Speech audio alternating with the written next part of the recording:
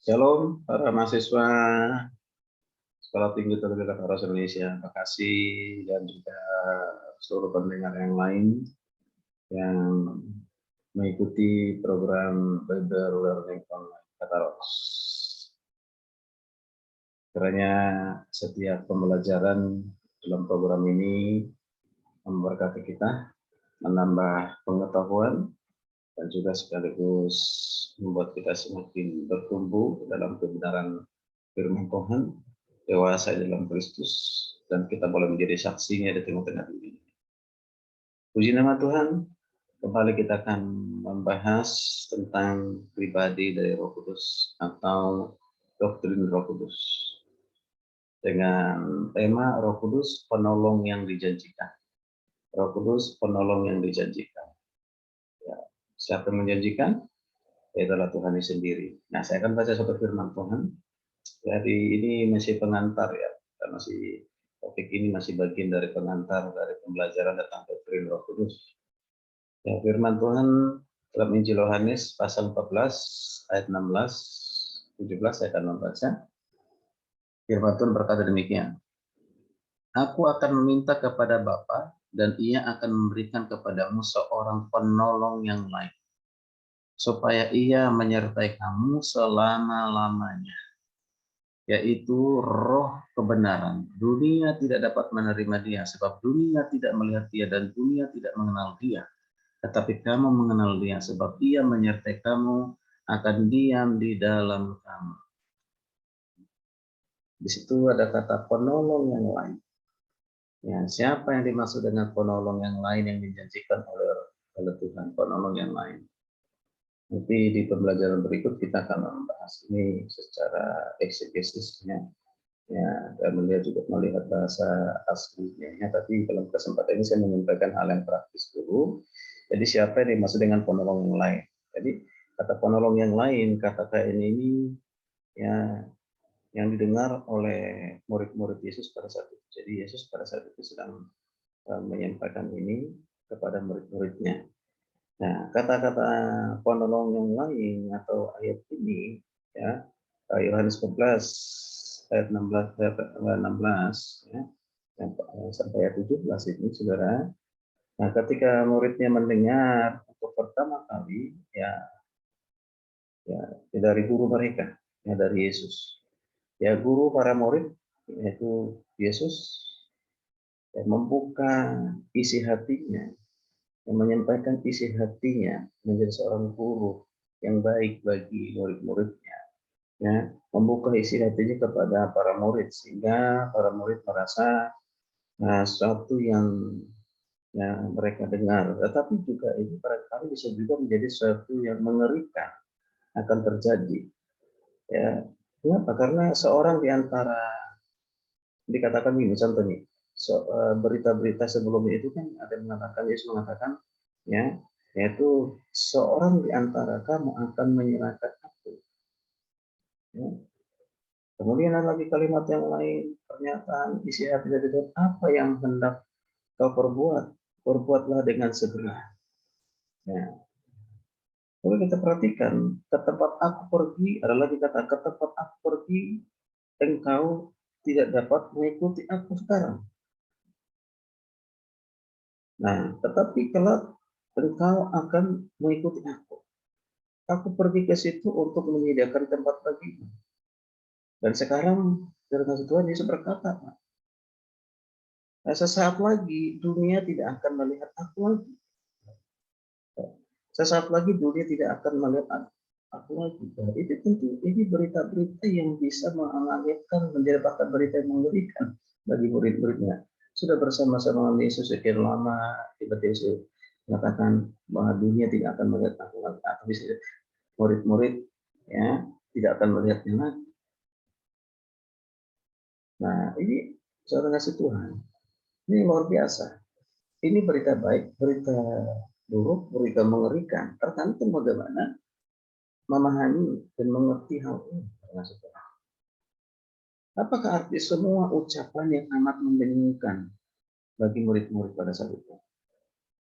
Apakah Yesus sungguh-sungguh akan meninggalkan mereka? Perkataan Tuhan Yesus yang selama ini tidak mereka mengerti, tidak murid mengerti, mulai nyata bagi mereka. Mulai nyata dalam mereka. Ya. Kamu, maka dikatakan Tuhan dalam Yohanes 11 ayat 28. Yohanes 11 ayat 28 mengatakan begini. Kamu telah mendengar bahwa aku ini mengatakan kepadamu, aku pergi dan aku kembali kepadamu kelak. Sekiranya kamu mengasihi aku, kamu tentu akan bersuka cita karena aku pergi kepada Bapa. Nah, ini ucapan atau perkataan Yesus ini yang disampaikan kepada murid-muridnya belum sepenuhnya dipahami dan mengerti oleh murid-murid. Nah, saudara-saudara, sesungguhnya Yesus akan segera meninggalkan mereka. Apa akibatnya bagi murid-murid kalau Yesus meninggalkan mereka?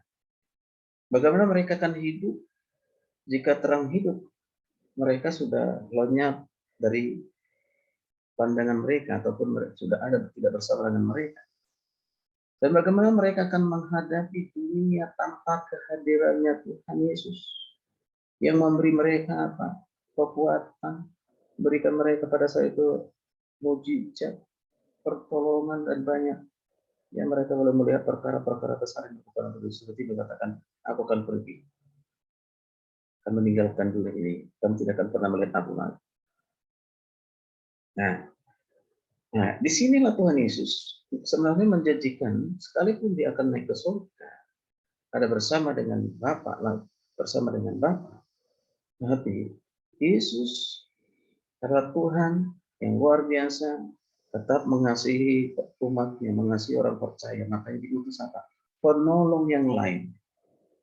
Penolong yang lain yang akan ditempatkan di dalam hati manusia, hidup untuk selamanya di dalam hati ataupun dalam kehidupan orang percaya, akan mendiami selamanya orang-orang percaya. Nah, ini yang dijanjikan oleh Tuhan. Nah, saudara, ya betapa asing dan kosong kedengarannya perkataan Yesus yang mengatakan, ya, ketika ia menyatakan kepada mereka, ketika Yesus meyakinkan mereka tentang penolong yang lain yang akan datang, yaitu Roh kebenaran. Itu kata-kata yang asing, kata-kata yang baru, ya, bagi mereka. Namun benar, kukatakan ini kepadamu, kata Yesus, lebih berguna bagi kamu jika aku pergi. Lebih berguna bagi kamu jika aku pergi. Tak bayangkan. Terus mengatakan dalam Yohanes 6:27, masa lebih berguna Yesus pergi, ya, daripada dia tetap ada di dunia ini. Ya. Tentunya setiap orang pasti menginginkan pada saat itu Yesus hidup untuk selamanya di dunia ini. Ya. Apalagi yang lebih berfaedah dan lebih penting untuk kebutuhan hidup sekarang ini, saudara-saudara. Dan juga pada zaman murid, yaitu selain tetap hidup bersama dengan gurunya, bersama dengan Yesus. Itu yang mereka inginkan. Mereka inginkan Yesus itu jangan pergi, ada tetap bersama dengan mereka. Makanya saudara Tuhan, tidak heran mereka menjadi bingung dengan ucapan perkataan dari Yesus ini. Mungkin yang dimaksudkan mereka Yesus akan segera mati dan pergi untuk selamanya, meninggalkan anak-anaknya. Yesus tidak bertanggung jawab terhadap murid-muridnya. Mungkin pemikirannya bisa seperti itu. Perasaan mereka mulai terombang-ambing. Apa sih maksudnya Tuhan Yesus? Mungkin juga perasaan mereka menjadi putus asa, bisa, ya. Dan juga harapan mereka barangkali sudah tidak ada lagi, ya. Jadi perasaan para murid diombang-ambingkan oleh pengharapan yang mungkin mereka sudah tidak ada harapan lagi, sudah putus asa. Nah, ini apabila murid dicekam oleh putus asa, dikuasai oleh putus asa, tidak punya harapan, mereka akan timbul kembali saat mereka berpegang teguh pada janjinya. Mereka akan kembali kokoh kuat kalau mereka percaya akan janji Tuhan. Walaupun janji itu belum mereka pahami, walaupun janji itu belum digenapi oleh Tuhan pada saat itu. Ya. Nah, seperti katakan di sini, aku tidak akan meninggalkan kamu sebagaimana yatim piatu. Ini Yesus meyakinkan karena mereka dalam kebingungan, aku akan pergi, dunia tidak melihat aku lagi, tapi Yesus tidak membuat mereka dalam kebingungan, tapi Yesus mengatakan, aku akan meninggalkan kamu, aku tidak akan meninggalkan kamu sebagai yatim piatu. Nah, ini tentu adalah berita baik buat mereka, yang mereka harus percaya. Ya, dengan cara yang tak terduga ini, Yesus menyediakan segala sesuatu yang mereka butuhkan. Untuk apa? Mengisi kekosongan dalam hidup mereka. Yakni apa? Kekosongan yang akan terjadi disebabkan apa? Kematiannya, yaitu disebabkan oleh kematian Yesus. Ya. Yesus telah melakukan banyak hal, ya, banyak hal bagi murid-muridnya. Yang mustahil bagi muridnya, tapi tidak mustahil bagi Tuhan. Yang tidak mungkin bagi mereka, mungkin bagi Tuhan. Hal seperti itu mereka sudah lihat, sudah saksikan dari Yesus. Nah, kita perhatikan ada kata seperti seorang anak yatim piatu, kehilangan kehangatan keluarga yang penuh cinta kasih, diumpamakan seperti itu. Begitulah kira-kira keadaan para murid sebentar pada saat Yesus akan meninggalkan mereka. Mereka akan seperti anak yatim piatu di dunia yang penuh dengan apa? Permusuhan, kebencian. Ya, bisa saja dikatakan seperti domba di antara serigala. Apa janji Yesus kepada murid-muridnya yang akan menjadi yatim piatu? Yaitu seorang penolong yang lain. Tuhan menjanjikan seorang penolong yang baik yang lain.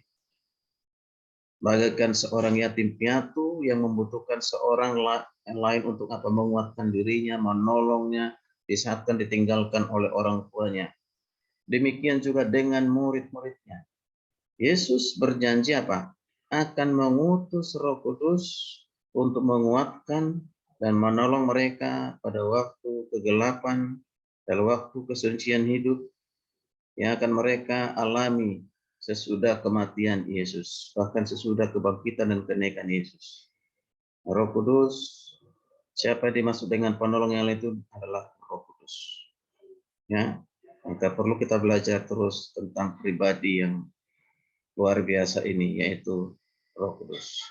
Ikuti terus program ini, kita akan belajar mengenal siapakah Roh Kudus itu.